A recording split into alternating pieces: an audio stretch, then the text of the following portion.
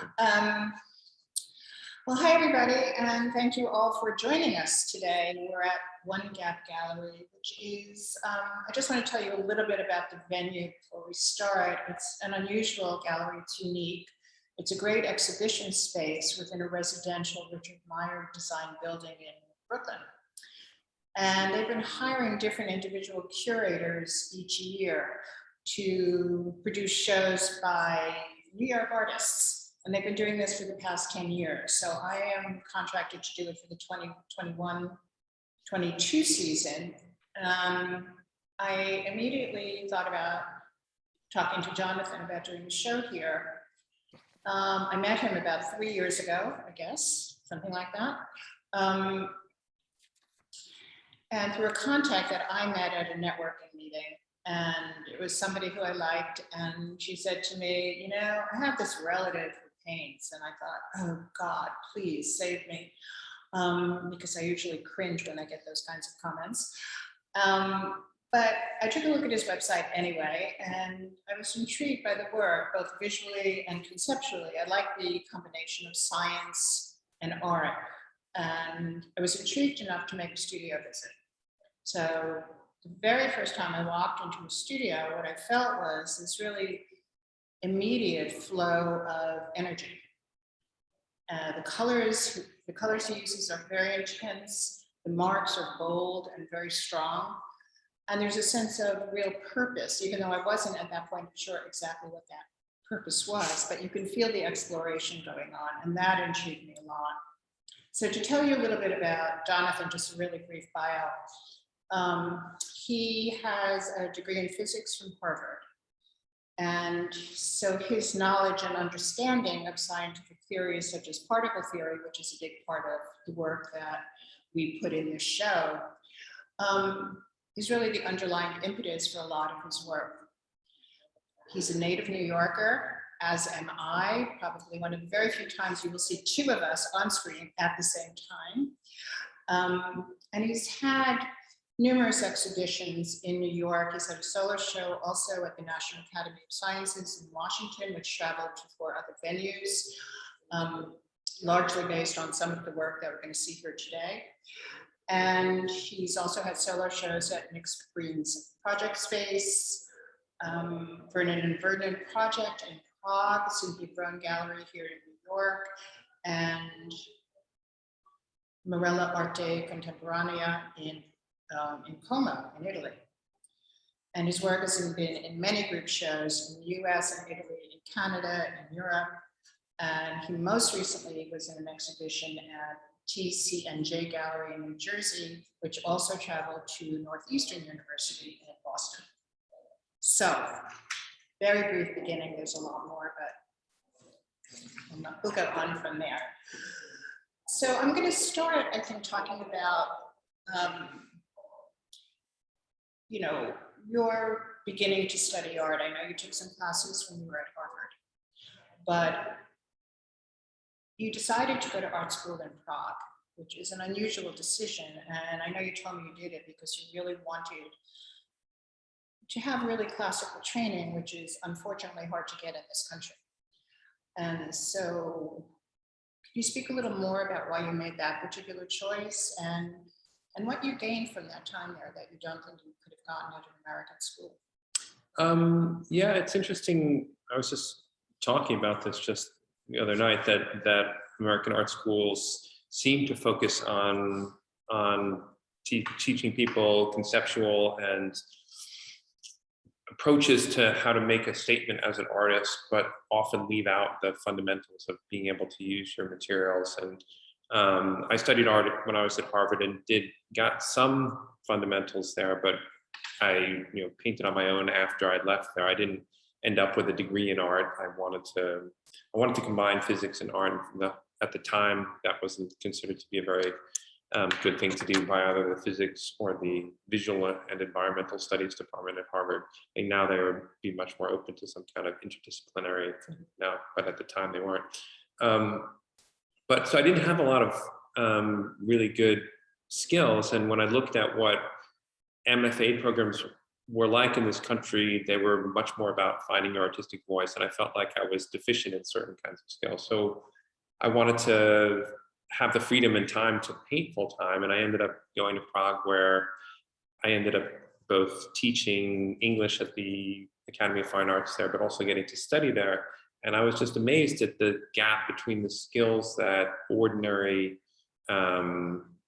essentially undergraduates have there, or frankly 15-year-olds had, that just blew away the kind of skills that most Americans have even after graduating from art school. So I spent a lot of time just learning to draw from life in the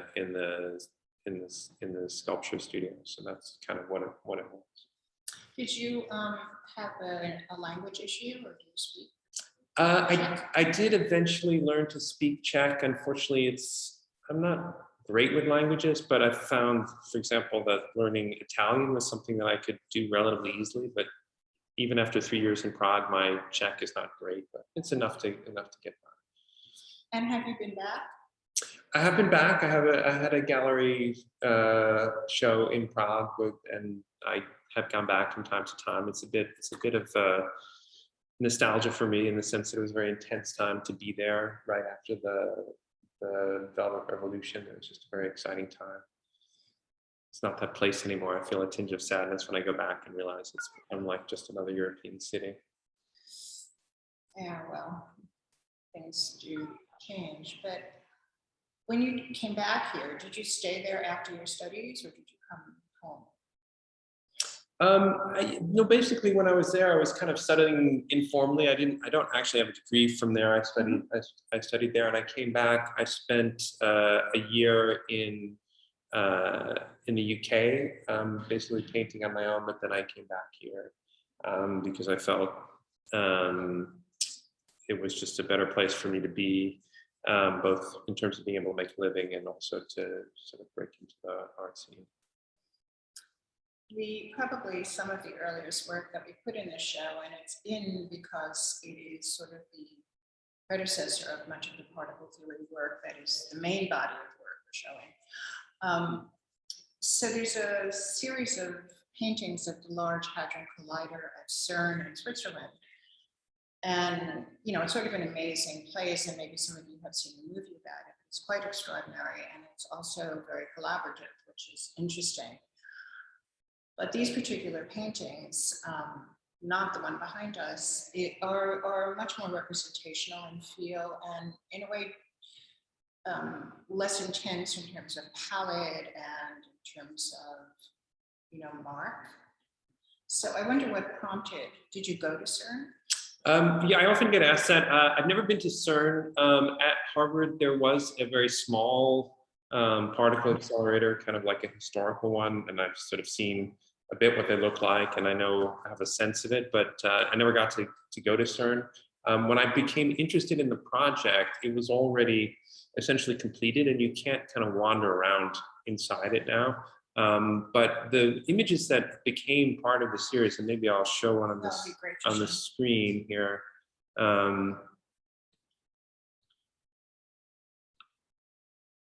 Were basically made from photographs that were taken in the process of constructing this facility. For those of you who are not familiar with it, it's this massive underground facility. It's like 17 kilometers in circumference, and it's this enormous ring underground in the French-Swiss border. And there are these massive chambers underground where they built this incredibly complicated machinery. So I chose this image is about, it's 7 feet long and 3 feet high, in the sense of the scale.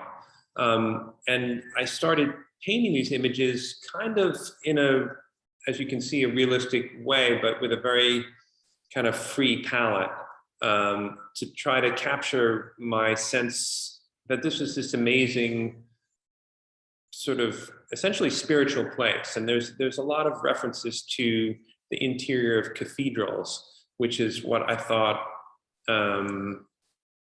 was an interesting connection for me. There's a famous quote from Victor Weisskopf, who was the first director of CERN, who said that particle accelerators are the cathedrals of the 20th century. And he meant a lot of things by that in terms of the collaborative nature of what it takes to put them together, and the way that they were trying to come to grips with something beyond our current understanding of what the world was and what it was made of.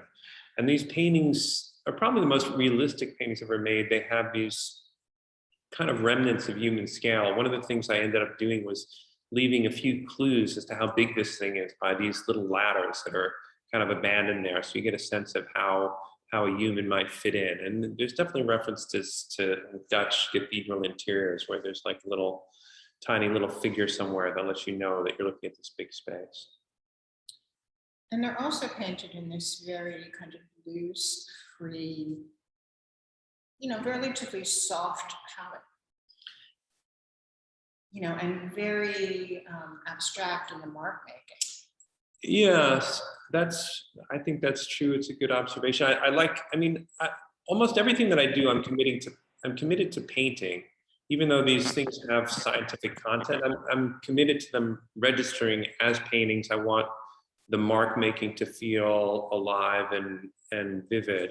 So in these paintings, there's kind of two things going on. One is this structure of the collider that's in the foreground, but in the background is this sort of explosion that kind of represents what's happening, what the collider is making visible. So this blue circle there is the tube, essentially, where the particle beam comes out of, and they haven't actually finished building the collider, and so you wouldn't see this beam here, but this kind of abstract white jet that's going in all different directions is a representation of what that was about. And to make these, they're actually on transparent material called Mylar, and I paint on both sides of them. So the collider is on the front of the material, but on the back, I had this nice way of making a completely abstract painting. I would just turn the paper over, essentially, climb up a ladder, and I would throw a bucket of paint at this big 7x3 foot sheet and just let it splash. And that was the sort of representation of what's happening. In some ways, that is what the scientists are doing when they make these experiments. And they're interesting because I think, at the core of both art and science are, about observation and interpretation. And so, for me, that's a strong connector between what you do and the way that you paint. Amen.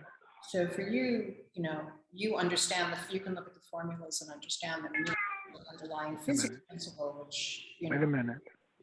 I understand for the minutes that you're talking about it, and then I completely lose what you're saying. But Just a minute.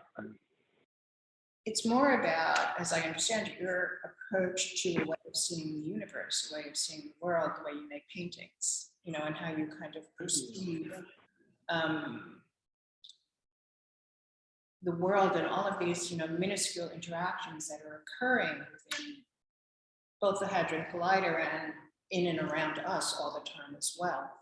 So we talked about going down a rabbit hole of, looking for a kind of visceral understanding of what the universe is like at this very essential, basic level. And you want to make it visible and help.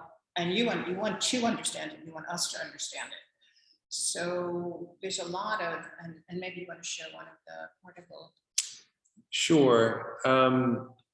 So after kind of I made a whole lot of these particle paintings, and they were on display and at a bunch of really great places. And what I wanted to, now let me see if I can move the page. Let's find a different one. After I made these, I started getting more and more interested in what was happening inside these collisions. So maybe we'll leave this one on the screen. Mm-hmm. So I started getting interested in understanding whether there was some kind of formal language that I could develop that represented these collisions in a structured way. And I kind of settled on these things that are called Feynman diagrams, which are the way that physicists actually draw the interactions between particles. And they look like little, almost like electronics diagrams. There's little squiggly lines that collide and kind of go off in different directions. And I realized that this is sort of the basis for a formal vocabulary. So I started working with these kind of big brushstrokes. And this painting here is in the show. I'm actually looking at it now on sort of the opposite wall from where we're sitting, and it's about 6 feet wide. So these brushstrokes that you're seeing are made literally with a house painter's brush. Those marks are maybe 4 inches wide, and they're made with just very direct gestures onto the surface of the painting. So I started coming up with ways of representing the ways that particles come into being spontaneously out of energy and kind of disappear into a sort of burst of energy, that they respond to different fields by curving in response to magnetic forces, that they crash into one another and change their identity. So that's kind of what this language is. So in this painting is called Hadronic Jets, and one of the things that happens in the Hadron Collider is that the way that we saw this famous God particle is that when you make a really big, heavy particle like the Higgs boson, what happens is it only exists for a tiny, tiny fraction of a second, and then it basically vaporizes into a stream of other particles. So you don't really see the Higgs boson, but what you see is all the things that it turns into. So there's just seemingly out of nowhere, it's just this massive debris field that you're seeing there. So that's kind of what this is representing. And there's kind of a hole or a void in the sort of left side of this painting where that particle might have started. And what you're seeing is this jet of energy coming towards you and moving in all directions. And that's what that massive detector is there to be able to visualize. But when looking at this painting, I mean, it's very dynamic and dramatic. And is this sort of a real, in your mind, a translation, almost a visualization of what might happen to that particle? Or is it also become something else because you want the painting to look a certain way? Yeah, I mean, I don't consider myself an illustrator of scientific concepts. I mean, that's a very valuable thing, but that's not what I do.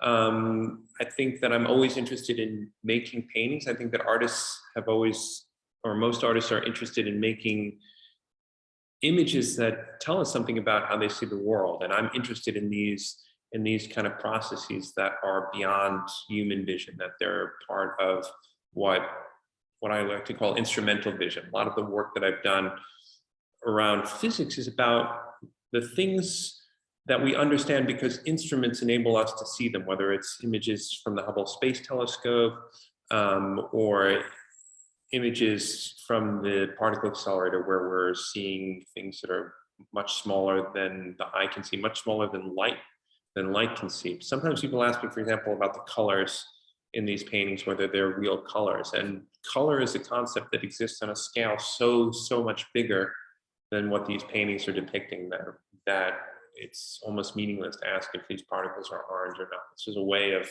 translating, I guess, to answer your question, what's going on. But I'm interested in the way you use color, and let's say in this particular painting, for some reason you chose variations of oranges to depict this particular interaction in your mind. And I don't expect that the actual interaction would look exactly like this, or certainly have this color. But what is the relationship between how you select a palette for these individual paintings that are specifically named, like this one is? How do you choose, what's the impulse behind the color? So I've thought a lot about color in the way that scientists use it. And one of the things in some of my earlier series that were based more explicitly on pre-existing scientific images like the Hubble Space Telescope is that scientists tend to have a very, what I would say, naive or simplistic view of how color functions in images. They like to think of color as transmitting another dimension of information. But anyone who's an artist knows that color is incredibly rich way that people have been transmitting meaning to other human beings for millennia. So I tend to feel like I have the freedom to range over choices of color that resonate either intuitively for me, or that reference other paintings, or just the history of art in some particular way. So a lot of these paintings have the feeling of landscape, and color and landscape has certain associations for us. So I don't, in this painting, I think that orange is a very dynamic color, and this is a very particularly dynamic particle interaction. So I wanted to kind of reference that for me. I don't necessarily have any more explicit idea than that sometimes. Sometimes it's just a feeling, okay, I want to use this color. I want to see what happens when I make these particles in this palette and see where it takes me. Well, your palette in general is quirky. I mean, you use a lot of color in your work, and very often you put colors together that are not usually seen together, or there's so much, underpainting or collage imagery that the range of color is very broad within an individual painting and very personal. It's often not what you would expect. So can we look at some, one of the other works? Yeah, sure. Let me tell you which one you think has sort of the purple and orange one. This one? One of the smaller ones. But even in the painting just before this, there's so much color in there that can't be translated by the image. There's just a lot of, as you look closely as these works, they're very laden with color. So you can clearly see a certain range here, but if you look up close, and it may or may not be visible in the in a screen image. Yeah. But there's so much underpainting and so much color. Yeah, I'd say I at the sort of close-up level, I'm working very intuitively. I'm just thinking about, I'm kind of often challenging myself to think about color in a new way. I mean, sometimes and it's often to my detriment. And one of the reasons why the paintings have a lot of underpainting is that I'll often just try something and see what happens. And my family sometimes complains that if I serve them something that, like, one of the questions I sometimes get is, did you use a recipe? And the answer is almost invariably no, because I find it hard to stick to a recipe. So sometimes if I know that certain colors are going to work, I'll deliberately do something else just to kind of make my life more difficult, because I enjoy that process of responding to things. And often it doesn't work, it doesn't taste good. And a lot of these, especially these little paintings that are up on the floors, the smaller pieces, will have kind of weird color combinations. Sometimes they come off easily, but sometimes they just have strange palettes that take me many, many iterations to kind of resolve. And I'll look at them sometimes later, think, how did I ever think that was going to work? And I've been told by many people that they don't work. But that's just all the paintings in the show work. But that is certainly along the way when I'm making them in the studio, there are definitely times where I think, oh, that just is so kind of aggressive. Like this is definitely, I don't understand this palette. Even now, I don't know how I put those colors together, but something was happening there that made them hang together. That's make them a little smaller. But you also, you have these big brush strokes that you use, but you use ink to sort of articulate them better, or to, I don't know, make them feel more three-dimensional, I guess, or more intense. Yeah, so that's an important part of my process, is that almost all of these pieces, one of the things, they start out with a big gesture. So especially the big paintings are just one. All right, let's look at this one. This is, sorry. So here, like you can see, these are big movements of the paint, but I'm kind of working to create the illusion of three-dimensionality by the way that I draw these outline outline shapes on here. And that's just something that, for me, is part of like making this line here move in three-dimensional space is kind of really about how this was made as one big brushstroke there. But the way that those lines articulated helps your eye to accept it as moving in 3 dimensions, as opposed to being just a static mark on the surface of the painting. The other, like, this is a fairly small painting that we're looking at, but the brushstroke is very similar to the size of brushstroke you would use on a large painting, and that's, I find, very unusual. Because very often when you change scale, you adapt the mark to the size of the, we'll call it a canvas. But you don't seem to do that, which is really interesting. I use smaller brushes.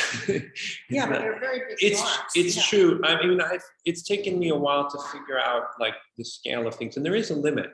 Like I couldn't make this mark much smaller than this and get the richness of form that's in it. And it's harder, I think, like my batting average with these smaller brushes is lower. It's easier. Like the 4-inch brushes are kind of the sweet spot in terms of like most of those marks come off. And if I try to use a much bigger brush or a much smaller brush, it's harder to make it work. But I couldn't get this with a 1-inch brush, and I don't know what I would do with, say, a 4-foot wide brush. I've never tried to do something like that. No one's given me the chance, but it's possible it could happen.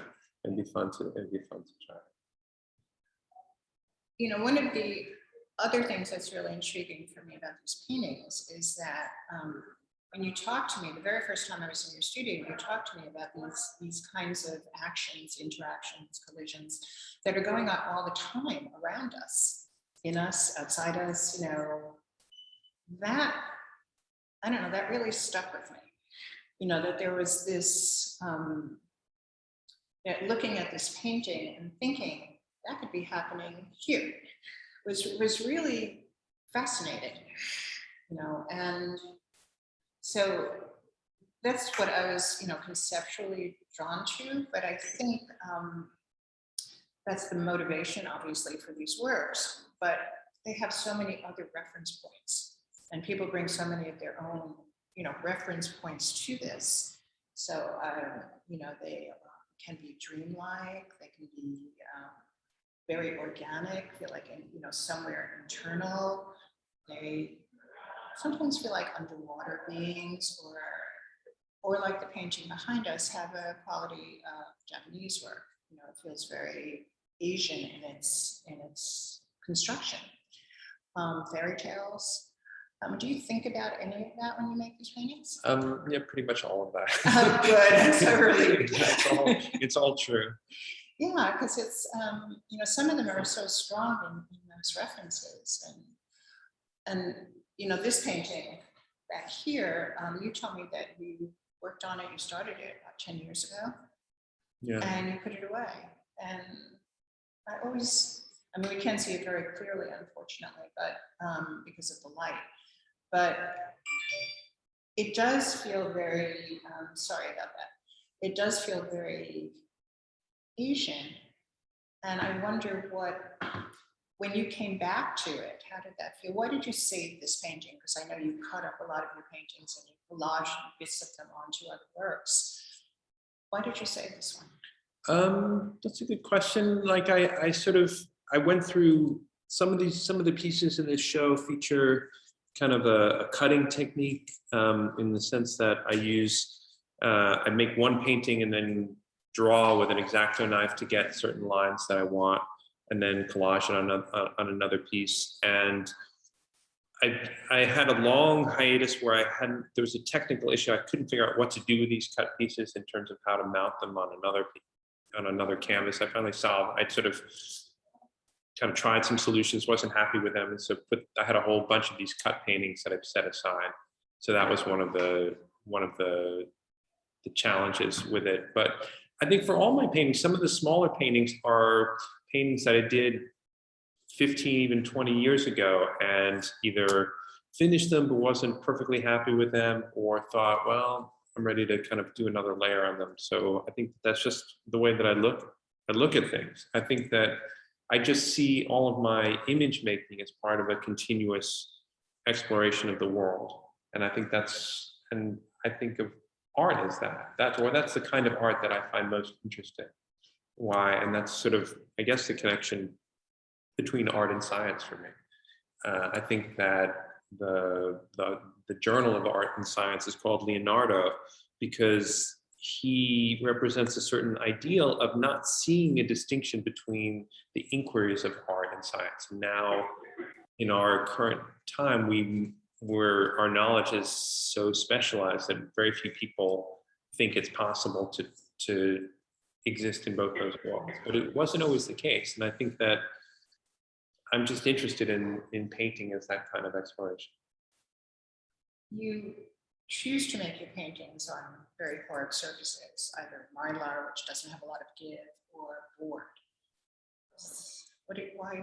Why don't you use, let's say, canvas? Or I guess I'm sort of kind of clumsy and fast, and I like to have something that will sort of stand up to me, and having something springy just doesn't work.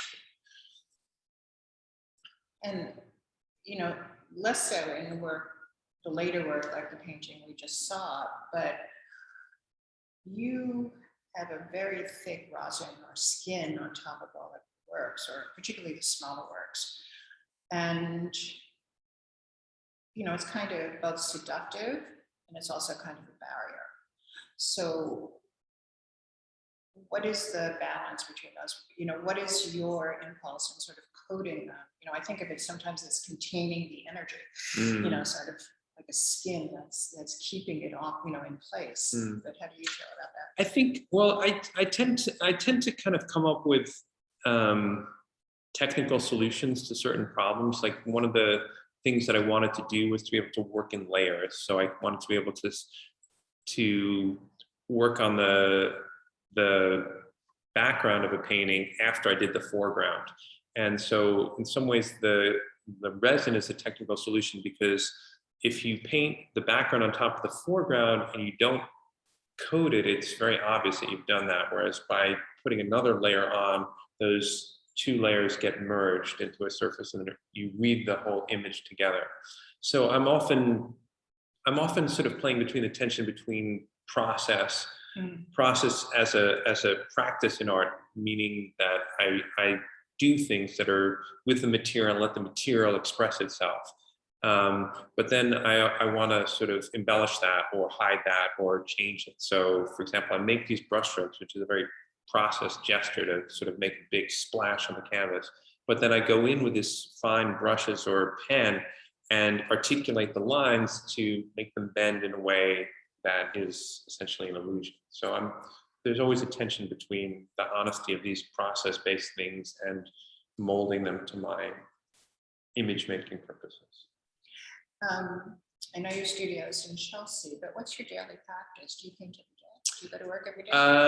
So I have a pretty demanding day job in science. I'm the chief scientific officer of a medical technology company. And my daily practice is kind of interesting in the sense that I work remotely and I'm in my studio every single day for many hours. But most of the time I'm not painting because I'm doing other things. But I find it very powerful to be in the studio and have the paintings around me, so that even if I'm doing other things, they're kind of percolating in my mind. And often I'll come in on the weekends or in the evening when I'm done, if I have time to do something on a painting, I'll sort of like, oh, now I know what I want to do on that piece, because I've been looking at it for days.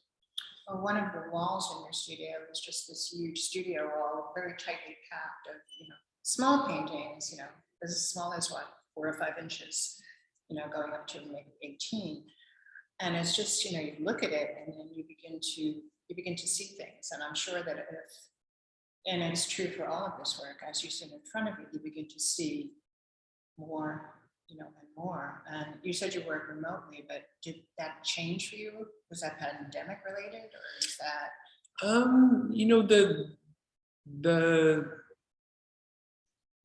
I've always had that practice of I've been been working out of the studio for a long time. But having the small paintings was an outgrowth of this process of working on big pieces, in the sense that if you have pieces like the Hadron Colliders, it would take a long, long time to work on each individual piece. And my energy, sometimes I like to have something else to focus on. So it's sort of like I tend to be reading a bunch of different books at the same time, because sometimes like I can't focus on this, so I'll do something else. So it's nice to have small things to kind of absorb small amounts of attention. But they have just as much, they're just as intense, just as complete. I mean, there's in terms of how you, I guess, finish a painting, if paintings are ever finished, you know, they're similar. They're just as complete, you know. And again, you know, it's so interesting to me that, you know, obviously you're not making a 4-inch mark on those paintings, but their marks are large for the size of the support, which is interesting. And you also, you mount a lot of your work, like the piece behind us, on plexi boxes rather than on, you know, board. Or what is your thinking in terms of using that? So the main idea behind the plexiglass box, and if maybe you can see behind us the shadows, or if you've seen some of the images online, it's that the material that I'm working on is actually transparent, and I've shown them in certain contexts that take advantage of that. For example, in Mixed Greens Gallery in Chelsea, I did an installation. They have windows that face the street, and you could see some really big paintings that were behind, attached to these glass. And during the day, you would see them lit by sunlight, but at night, you would see them lit from behind. And it changed the colors in different ways. Mounting them on plexiglass allows some of that kind of experience of the light coming through them to change them. And I think that's exciting. Yeah, it's just, you know, the question really is, depending on what kind of wall they're ultimately placed on, really affects the painting. So how do you feel about that? I mean, I guess if you have a really strongly colored wall, then maybe you shouldn't have something that's mounted, you know, on plexiglass with lacunae. Like this one has blank spaces where you're just seeing the plexiglass. Some of them have color everywhere, and that wouldn't be a factor. Well, there's one painting in particular here which has a lot of open space, and the wall that it's on the, you know, the gallery wall is not, you know, entire. I mean, it's pristinely white, but it has texture, and so, you know, that shows through, and it actually, you know, is interesting. Both of those paintings are pretty interesting looking, but it changes them. Yeah, that's true. Actually, we should. The best thing is that on the website, if you look on the website, you'll see that image. I don't want to try to get to that, but this image here shows that again, for me, it's about the material. When you see that you're looking at the waviness of the actual plexiglass. So this is a piece behind us, and you can see a bit of the shadows here.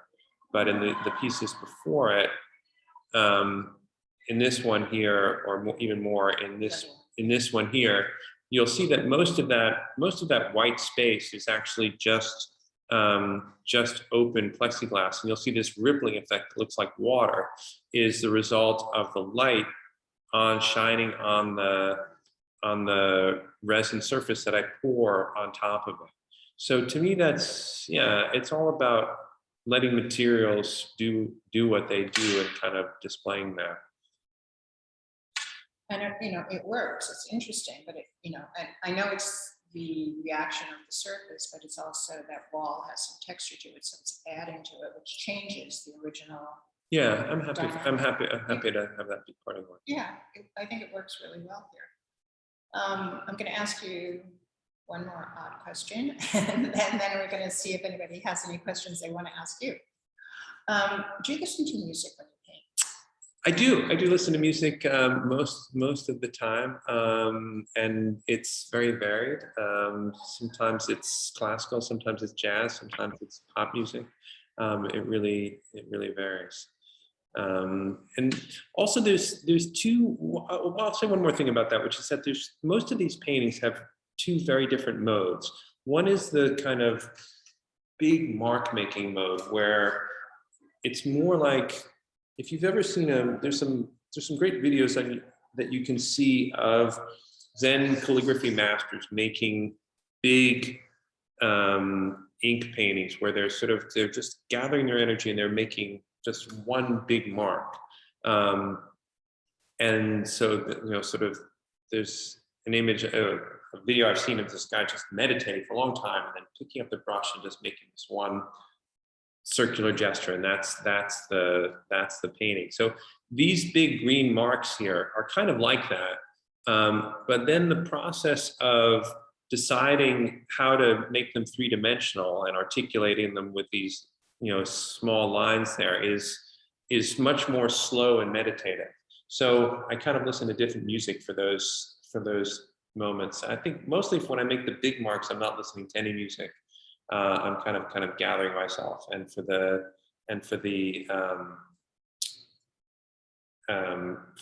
times when I'm drawing is when I'm listening to all kinds of things to because it's really a state of flow. It can be hours and hours of just the same kind of mark making, diving into these little spaces and articulating them.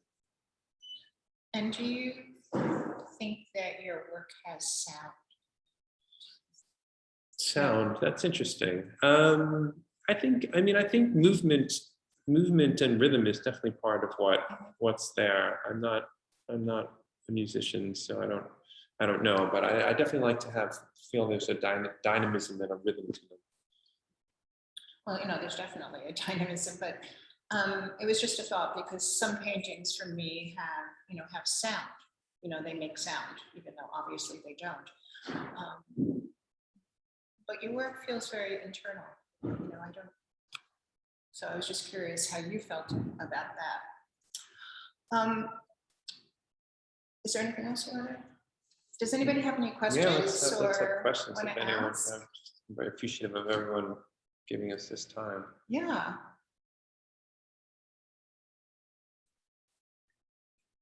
Well, then I'm going to tell you. Or someone's raised their hands. Okay. Go ahead, Rudiana. Hey, Jonathan. So you described the process, some of your painting process as layers, so that over time that you may put the background after you put the foreground. Is there a definition of ruining a painting? So this is that you realize, the previous stage was better than this one, or just accept the paint as it is? Yeah, that's a great question. Well, one of the things that Fran asked me about this layers, and I said one of the reasons that I make the paintings on panel in these layers is precisely for that, because I could take these big risks. So I could throw a bucket of paint at a finished painting that I'd spent 40 hours working on and not worry about it, because I knew that it was protected by a layer. So I could, if it really didn't work, I could just wash the whole thing off and try again and throw another bucket of paint on it. So that is an important thing. But there are certain things that, for one reason or another, I feel it's, I have only a few minutes. Like if I throw a layer, if I don't decide soon enough, you can wash it off almost instantly, but if it dries, then it's a really big deal to get it off. So yeah, I've certainly ruined more than my share of paintings, and there's kind of some regrets of things that I've overpainted that I wish I could get back to, but that's sort of how the game works. If you do have a question, please unmute yourself so we can hear you, or a comment. But otherwise, I would like to invite you all to come and see the show in person, and I'm going to put contact details on the chat, because this gallery at this moment is by appointment only, and I'm happy to meet any of you at any time. Looks like some people are typing questions into the chat. Can you read them there? Yes, and there is a question from Amanda. How much planning goes into the layers in terms of colors and mark making? If in terms of planning you mean like premeditation, I generally, one of the again, the reason that I came up with this layer-based solution is that I don't know what the layer is going to be, what the background is going to be, and one of the hallmarks of how of these backgrounds is that I want to do the background first because the background in some ways is responding to the foreground. There's a lot of ways in which these paintings are background, in the sense that the particles move backwards in time. So the part of the particle that is deepest has to happen first, because the brush mark goes against the direction of what I perceive as the direction of flow of the particle. So I have to kind of think about where the particle is going, and I'm kind of reversing the film. And the same thing happens with the layer. So I'll make the particle flow, and then I'll decide, well, what's the field that this particle is moving through?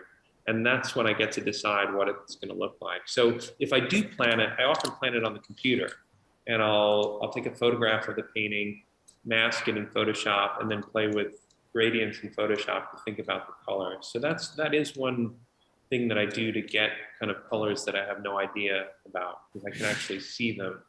I'll just keep playing with them until I see something that surprises me. We have two other questions. The first one, which I'm not sure I understand, from Breck: do all of your paintings have a scale? A scale, that's interesting. In the sense, well, I'll ask Breck to follow up on that. Do you mean, do they refer to a very specific scale of the universe, or is there a question about the scale of the canvas that I'm working on? No, just the phenomena that you're characterizing, assuming some representational. I mean, you've done stuff as big as the universe, right? Yeah. And so, have you gone smaller than the Higgs boson? Yeah, I'd say, well, that's a good question. So one of my favorite touchstones as an artist is these famous film by Charles and Ray Eames called Powers of 10. Many of you have probably seen it. It's this famous movie that was made to explore what the universe looks like at all these different scales. It starts out with this picnic in a park on the edge of a lake in Chicago, and it pans. I believe it pans out, and you start seeing the Great Lakes, and then the globe of the Earth, and then you start to see the planets, the solar system, the moon, etc. It keeps going out and out and out, and then it goes back in the other direction and starts going into the bodies of these people, and you see the cells, and then eventually you get to the nucleus, and then DNA, and then you get into atoms, etc. So I'd say that particle series really is on the scale of particles. So that I'd say really is the subatomic scale. And in some ways, when you get that small, the really important question is energy rather than size, if that makes any sense. We think physicists tend to think more about how heavy a particle is, which is essentially how much energy it has. So like the Higgs boson, everyone was like wondering, like, would we see it before we did it? Because we knew that the LHC went up to a certain amount of energy. We thought it was going to come in at around, somewhere above 100 GeV, and that was, well within the range of it. When people are talking about seeing other kinds of physics, we have no idea what energy range that's at. So I would say yes. The short answer is yes. These things are about a very specific scale, just as the macrocosm series was about the scale of objects out in space, galaxies and stars, etc. Another question from Cheryl. Jonathan, is there any influence from Asian calligraphy painters? I've seen some calligraphers use brushes the size of brooms who paint with water on a sidewalk. Some of these marks remind me of some of your marks. Have you studied anything about these Asian calligraphers? Yeah, I referenced some things just a minute ago, and yeah, I think that Asian calligraphy is really, really beautiful and a big influence on my work in a lot of ways. I have seen people doing things. There's an artist, James Norris, who makes his own brushes, whose work I really like, who makes really big marks. as well. So yeah, I'm definitely interested in different ways of marketing. In general, it's all part of this interest in process and what paint does in general, in ways that the painting essentially is a record of its making. That's essentially what processing art is about. And we have one more question from Amy. So do you ever consider any of your pieces complete? I certainly hope so. I certainly hope so.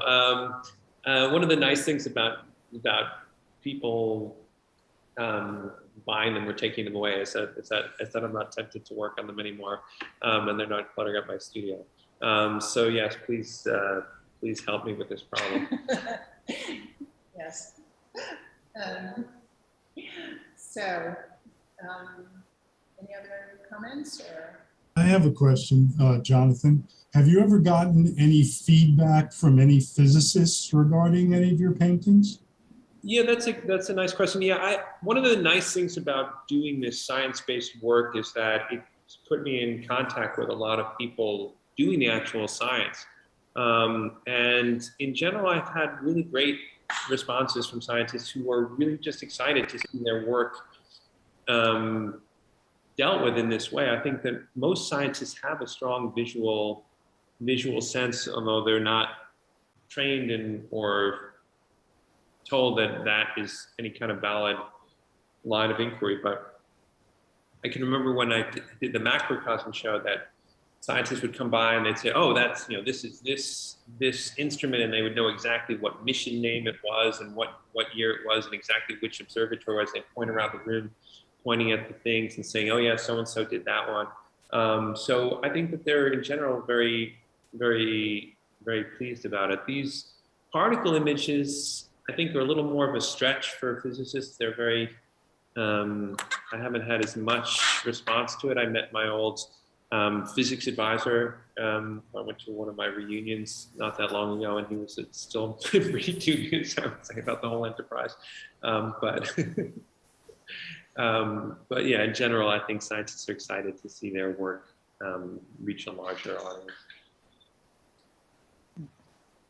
So I'm going to just tell you again that if you'd like to see the exhibition, which is really wonderful, and one of the great things about this space is that there's an individual painting on each floor of the building. And so, they get to be seen, by themselves without any context with other work. And I think it's a really nice way to see the work in addition to the, fairly large exhibition space of which you're seeing only a very tiny part. So I hope that you will get in contact with me. I put my information on the Zoom, and I would love to show you around and talk to you. And hopefully we will. Unfortunately, we couldn't have a proper opening, but here we are.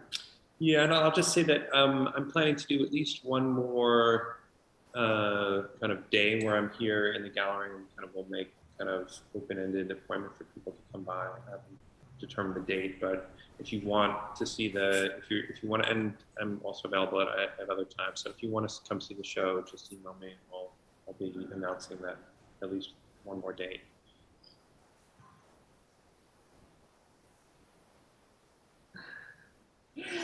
Thank you, Cheryl.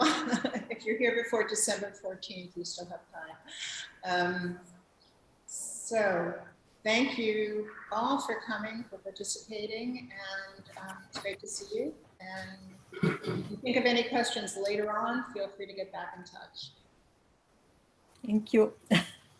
Yeah, thank you so much, Thank you very much for listening and giving us your time. I really appreciate it. It's great. Thank you. Thank you. Thank you. Enjoyed it.